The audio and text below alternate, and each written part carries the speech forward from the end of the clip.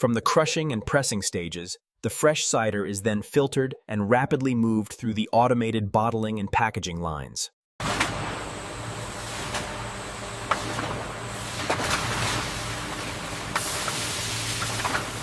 From the moment the apples enter the press, the juice is filtered, bottled, and packaged with precision by advanced robotic systems.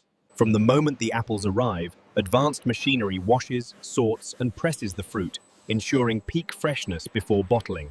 Our automated system efficiently handles the washing, crushing, and pressing.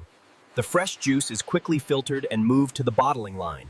Automated systems wash, crush, and press the apples before the juice is filtered and moved to the bottling line.